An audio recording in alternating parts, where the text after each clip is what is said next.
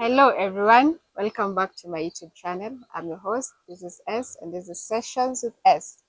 So it's been a minute guys, I know. So in my previous episodes, I was going through a lot. I was hurting and I was trying to heal and I was opening up. So you all know opening up is the first stage of healing. And that's what I was doing.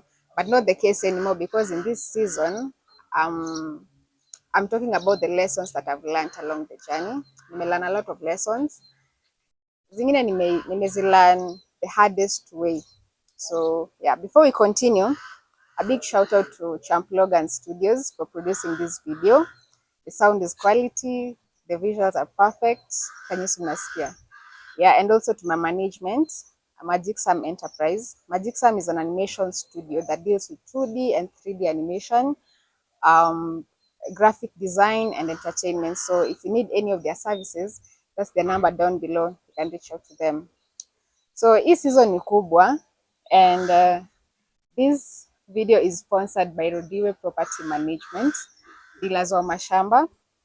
They're located in Rongai. So wako na 100 by 100, from 100 by 100 kwenda juu. So ni mashamba kubwa kubwa. Unaweza zitumia for commercial purposes, residential. Kuna close proximity to town and zimesurroundiwa na schools, churches. So it's an ideal plot. Hizo ni ideal plots. If you need, ukitaka any of them, reach out to that number down below. Na ukitaka an amazing offer, use the promo code this is S. Yeah, ukisema tu this is S, unapatiwa nini zingine kalikali, ma-offer zingine kalikali. So yeah, let's get started. Okay, so one of the lessons that I've learned so far, and this is nani may learn in the hardest way, is how to calm my mind in my difficult situations. Ina imenisumbua sana because I'm this one person when if anything happens, I act as if the whole world is coming to an end. I overthink. I worry too much, but hii season imenifunza a lot. So nimelearn hii lesson when in my nini kwa Facebook yangu nimeambia watu nimeongea na watu and I've ever mentioned I had suicidal thoughts. Yo, they ilikuwa crazy. And honestly, siwezi nika explain hata in diagrams how I had those suicidal thoughts. Hata sijui zilikuwa zinakuja za nini because okay, if you're new here, by the way, I'm sorry. If you're new here, what really happened is that I encountered a tragic accident. It was so bad that people died on the spot, others were injured, apart from yours truly. So yeah, I survived with 0 physical injuries, but mentally I was damaged. Yani, my mind was in shambles, niko damaged mbaya. So nili survive but nilikuwa na trauma, shock. I was depressed. I was also grieving because mwenye alikufa hapo, especially the driver, alikuwa someone we used to have conversations with, ni mtu najua, someone from my hood. So hiyo kitu ilinisumbua sana. And imagine dealing with all that and then lazima wewe mwenyewe calm your own mind. It was crazy.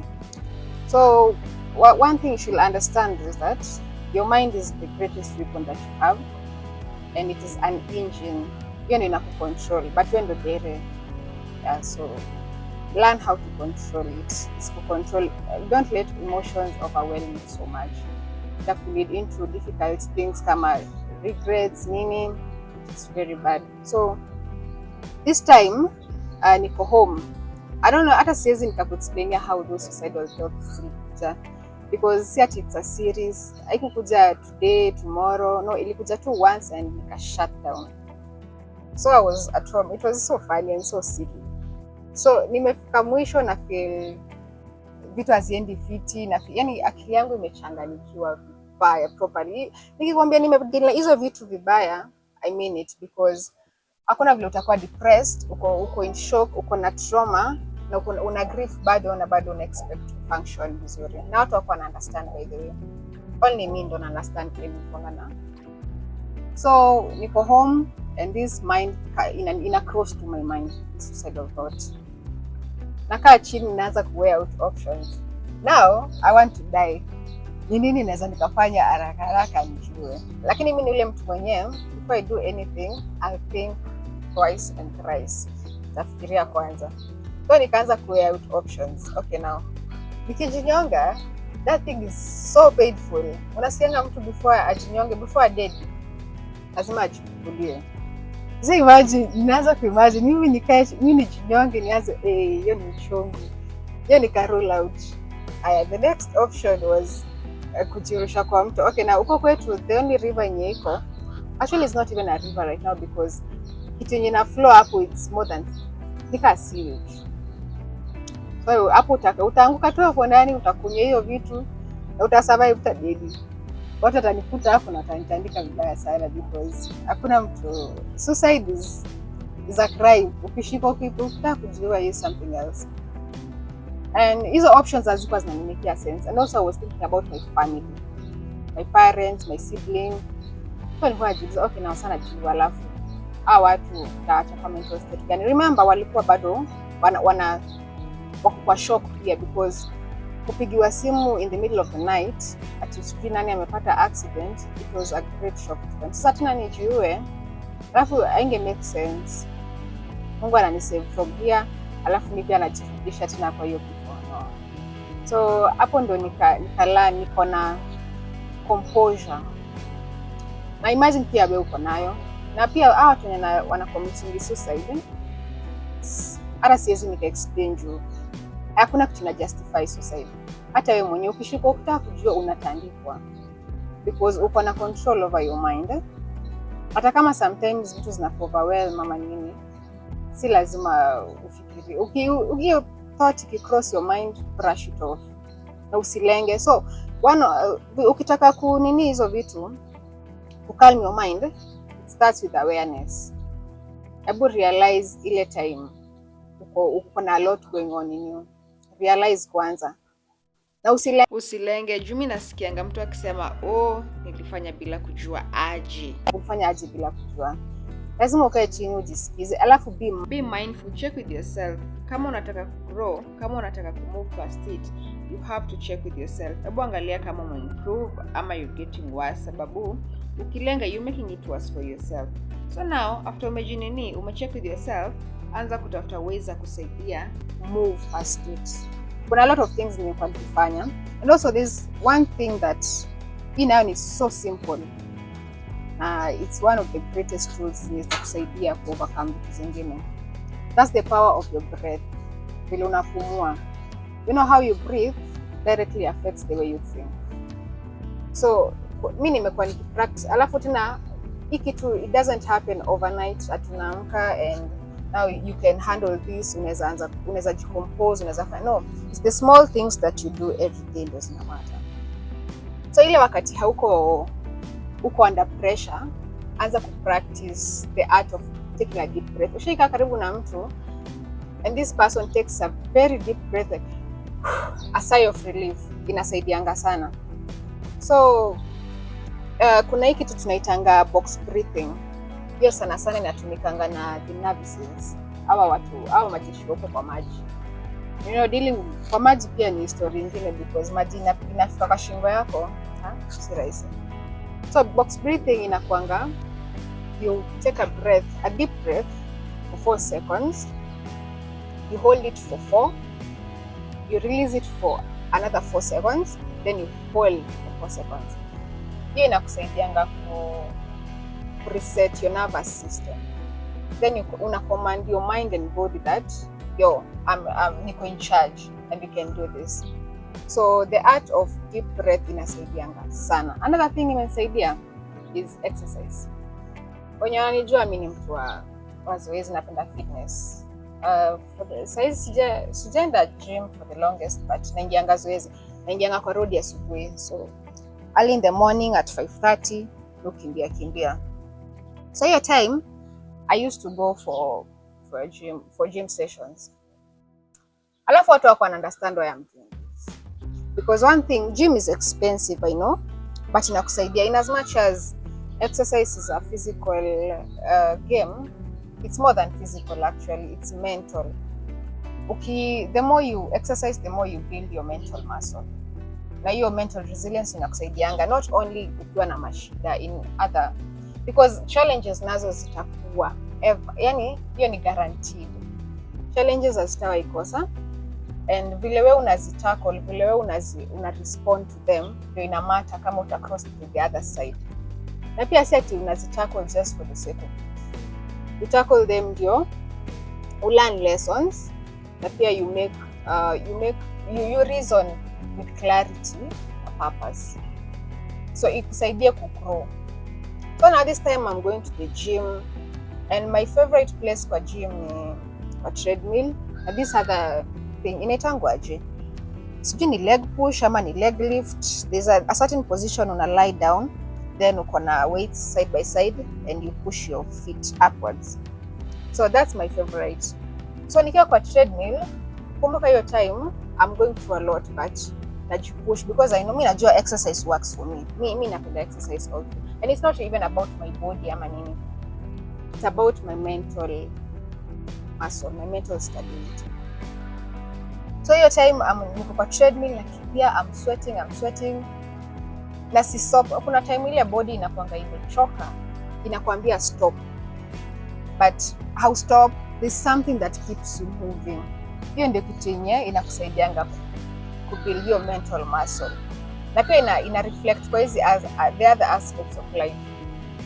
Maybe there's something you're doing alafu pia unachoka, but kama umeshazoea kustruggle, kama umeshazoea kukimbia pale na you don't stop, itakusaidia pia in other things. So hiyo exercise imenisaidia sana, because nikiwa kwa treadmill nikikimbia, hizo thoughts zina run ndio, si ati nimesahau. One thing about calming your mind is that you won't forget, si ati una ignore the thoughts, but you know how to tackle them, you know how to calm your mind, you know how to handle situations around you. But nazipata with time, ilikuwa ishaanza kudisappear. That thing ina disappear. The more nafanya exercise, the more hizo vitu hazinisumbui at all. It really worked for me, just that it was so expensive. Alafu hiyo time sikuwa naweza kuhandle my business properly because siko in the right mental state, and I have to cater for this gym. For the gym si kulipa tu peke yake, kuna a lot unaweza fanya kwa gym. Lipe gym, you buy zinaitwaje hizi hizi protein whatevers, lazima ukule fiti, so ilikuwa ina take up something, lazima ingeni cost, ilikuwa inani cost because for a month I think nilikuwa natumia like 10 Gs for paying for the gym, eating healthy, na vitu zingine zote zinahitaji kwa gym because you need the gloves, you need meaning, so like 10 Gs gone. Na hiyo time nakumbuka mimi siko in the right mental space, so my peace is not even going on so well, so I stopped. Hiyo time hizo thoughts tena zinaanza kurudi. Ukumbuka hii itakangia kidogo kidogo alafu then you stop. So I remember this day, watu wanakuanga wafani sana. So I'm coming back from the gym and home. Then I meet someone from my hood too. Home too, mimi sijui hata watu wanaresoningia aje, ni clockwise, anti-clockwise, I don't know. Now this guy tells me, oh, mimi najua nyinyi wasichana mnaenda kwa gym kufanya nini? Na kutoka sijui wa baba ze. Yo! There's a lot in this. Hata wenye baba wanaenda kwa gym, ni mashida zao zinapeleka huko. Mtu ana deal maybe na weight loss, maybe ako na magonjwa zingine hazieleweki, ako na diabetes, ako na pressure, aenda kujitengeneza huko, na pia mental stability. So hiyo could take up anything in my mind because najua what to reason to differently. But nyinyi mtu akifikiria mtu anaenda gym kufanya sijui nini, unafikiria tu nonsense. Watu wanaenda gym kufanya kitu. So hiyo gym thing imenisaidia, and you guys should exercise. Hata si lazima uende gym. Unaweza ingia kwa road. Mimi kaa saizi nikimbia in the morning, early in the morning at 4:30. Na inanisaidia sana. So alafu there's another thing imenisaidia. Reading, inaitwaje? Self education. Hebu ongeza knowledge kwa hiyo kichwa yako. Wacha kushinda kufikiria kitu moja over and over. Add knowledge kwa hiyo kichwa yako. Soma articles, soma novels. I used to imagine, okay, if you know me very well, unaweza comment down below. Nilikuanga na ka novel fulani I used to put in my bag. Nilikuwa na ka monkey bag. I used to put my novel everywhere naenda, niko na hiyo novel because mimi nilikuwa najua hizi thoughts zilikuwa mingi sana kwangu. Like if kusoma a chapter a day inanisaidia, then why not? I was willing to work. One thing about this, ndio uweze kukuwa na mental stability, it doesn't happen overnight. Hii ni kitu, it takes practice, it takes patience, it takes time. Na pia wewe are you willing to work through it? Nana. So I was very very willing to. Mali ilikuwa imefika mpaka suicidal thoughts zina kick in. It was crazy. So I used to read that a novel sometimes, and I also listen to podcasts. Kuna podcasts za Eddie Pinero, Oprah Winfrey. I listen to people watu yana make sense kwa mimi. Alafu pia whatever you consume directly affects you, be it on podcast, be it kusoma, kinyuna, hata the music you listen to, everything inaku affect. So it's up to you to decide kama you want to work it out, wewe jua utaifanyia. So angalia kama okay, now hii kunini ku calm down your imesaidia watu wengi sana. Kuna watu I normally look up to. Kuna these people that have helped shape the world. Great men like Eliud Kipchoge. This guy, okay, it's not his intelligence, skill ama talent namsaidianga. No, ni vile anaweza kujihandle akiwa under pressure. Angalia sana Saili ako on the move, Saili ako on the run. So ukiangalia these people that have helped shape the world, the likes of Eliud Kipchoge, Eliud Kipchoge, by the way, I'd love to sit down with him anieleze what normally goes on kwa akili yake wakati ako on the move. So this guy si ati ni intelligence yake ama talent inamsaidianga, ni the way he handles himself, the attitude he has. Ndio maana anakuanga amesemaje, no human is limited, sababu haja limit anything hapa, haja limit anything kwa akili yake.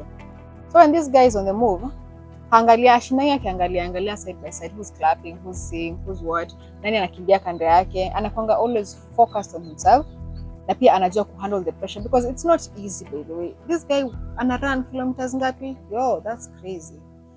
Na anajua akisema no human is limited, meaning anaweza past that finish line.